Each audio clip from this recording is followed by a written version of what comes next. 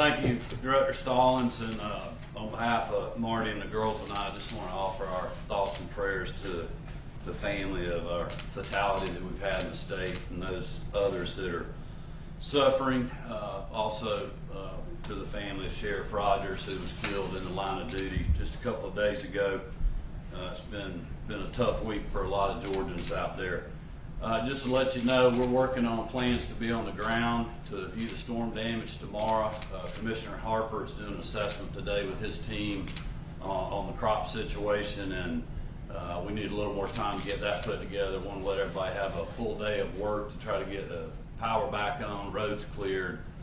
So we're looking at going down tomorrow to view the storm damage.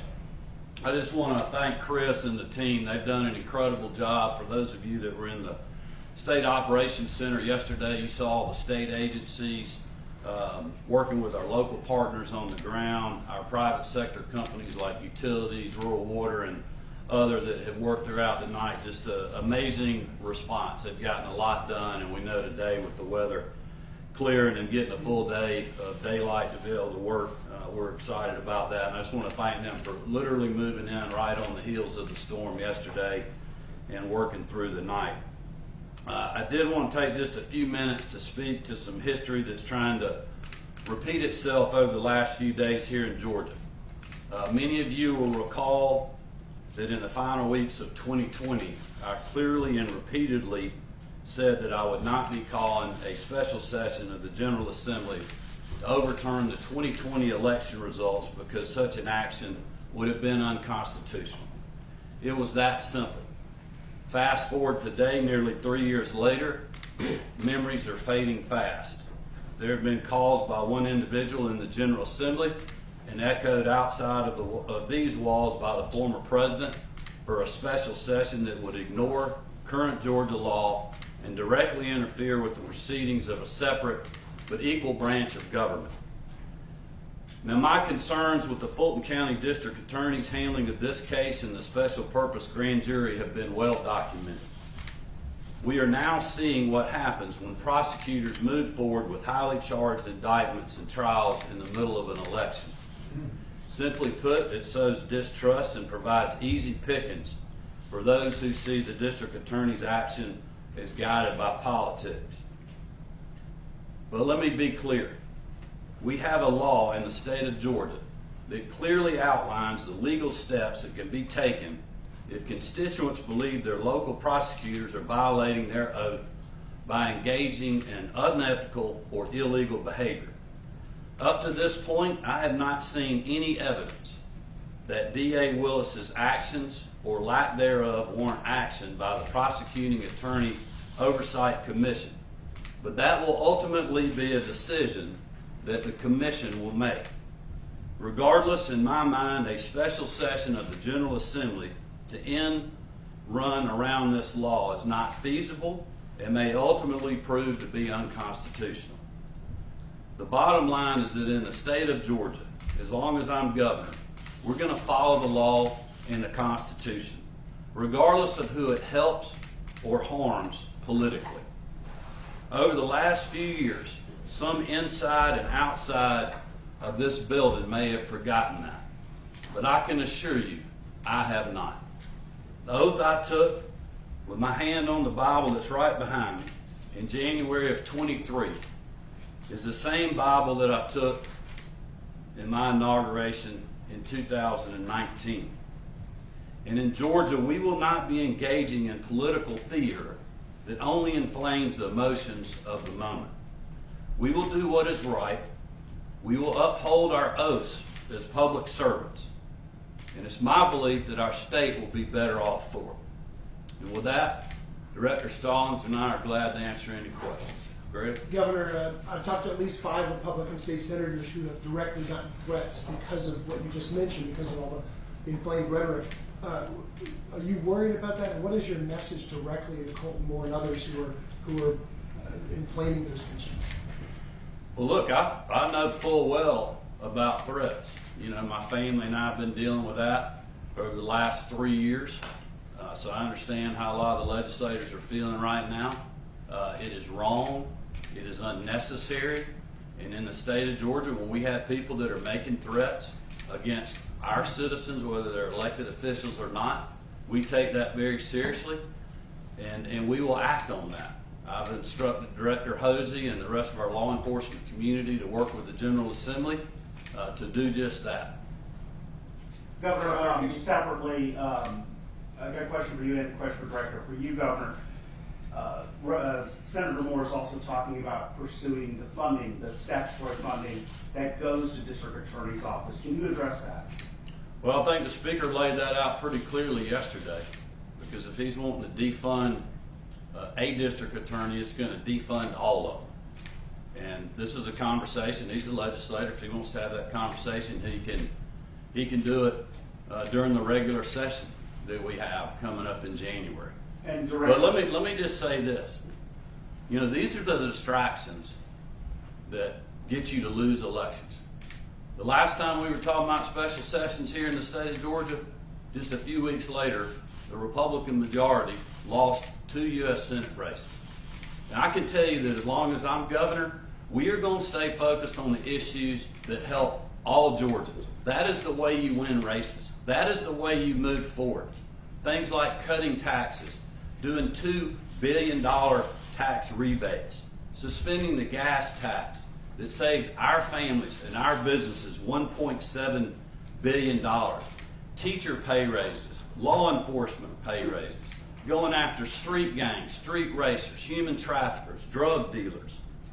3 years in a row of record economic development with good paying jobs and investments in all parts of our state. That's what helps people fight through Joe Biden's 40-year high inflation. Not focusing on the past or some grifter scam that somebody's doing to help them raise a few dollars into their campaign account. That is what we're going to stay focused on. Do you have something for the director? Is the state of Georgia, you kind of hinted at it, the state of Georgia pursuing a federal declaration. Has the state reached that point, you believe, to ask for a federal? Because Florida and South Carolina got one this morning. And Yes. There was a formula that I've forgotten is when you could apply. Yes, sir. So that's what we're out there doing this morning. Fortunately, we had the storm in our state a lot longer than Florida did. We had the storm in our state a lot longer than South Carolina did. So we've got a long track of disaster and debris to look into. The state of Georgia is unique. We have a $19 million threshold that we have to reach for the state before we're allowed to even pursue that. Then we have to confirm that each county has met their minimum threshold. So if a county doesn't meet their minimum threshold, it can't go into the state's overall threshold. So give us just a little patience today. The goal is to seek that number, and then if that's the case, we certainly have no issues moving forward with the next budget. That's the threshold for damage to public infrastructure, right? That is correct. Individual assistance is different. We're out there looking at the counties to receive individual assistance, and most likely we'll get that individual assistance by the end of the day, that response. And what is the county minimum? Each county has their own, and it's based on population. Let me just add too, though, our focus right now is making sure we're getting people's power back on. We're making sure that people that may have big trees in their living room have shelter or other places to stay that we've got. We mentioned last night, you know, getting cell phone and inoperability back up where we're, you know, people and the responding agencies can coordinate. It's going to take us a little time to get these assessments done. I mean, we will work on them as fast as we can. As we mentioned, Commissioner Harper's on the ground today. Commissioner King is already focused on the insurance side of things, and I know Commissioner Thompson at Labor is also working with businesses got hurt, you know, potentially for unemployment issues. And so, like, we have the whole state team responding and working with the locals. Chris always makes a great point.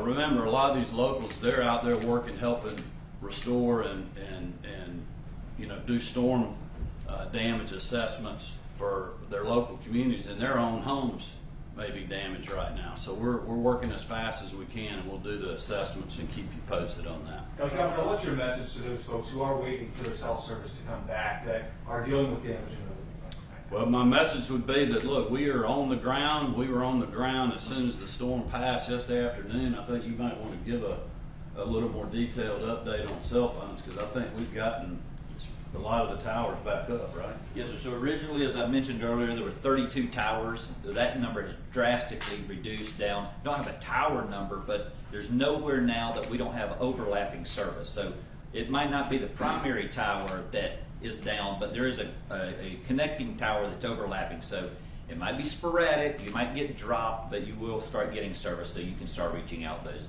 And that's key because a lot of times we live in a world now where most folks don't have home phone numbers anymore.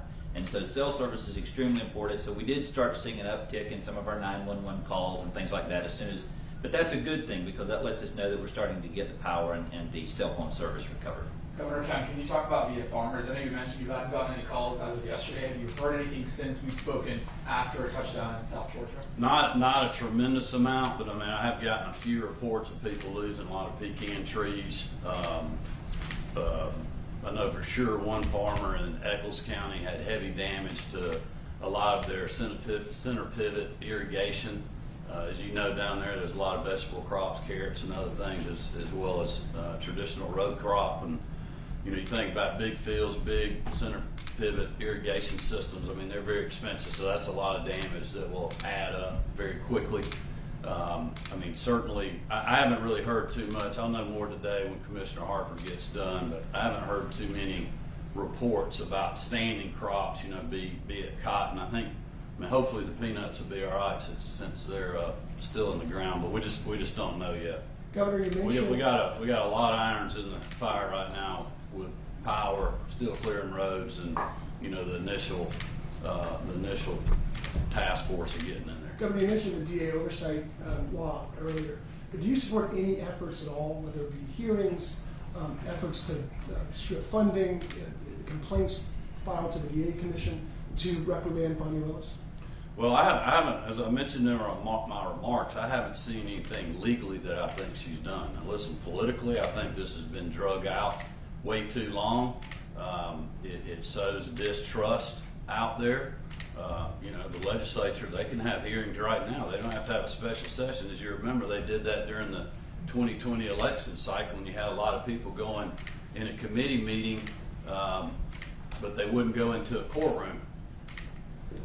So, we can have those conversations and the legislature can have them, but we just need to be honest with people about what we're dealing with and not inciting people. I mean, these rules and laws work both ways for all parties, Republican, Democrat, or otherwise. And so you have to be very careful when you're in power in government not to abuse that power, because if you do, you set the precedent for the other side using what you did in the future against you. Governor, have you spoken with the Speaker at all after his letter, and also have you spoken with the Lieutenant Governor about all this? Yeah, I've not spoken with the Lieutenant Governor specifically about this. I just shot the Speaker a text yesterday afternoon. I've spoke to him recently about some other issues.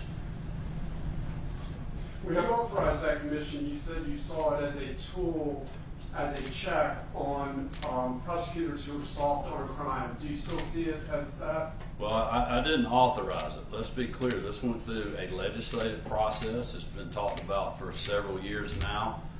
It's very similar to the Judicial Qualifications Commission that oversees our judges in this state, that I personally think have worked very well. There's their own colleagues that are on there, so you can deal with misconduct and other things. And so I think the prosecutor oversight bill is a good way to do that. It's a good way to hold people accountable, but also be judged by their peers. And I think the legislature did a great job of debating that bill and getting something that I was very comfortable signing.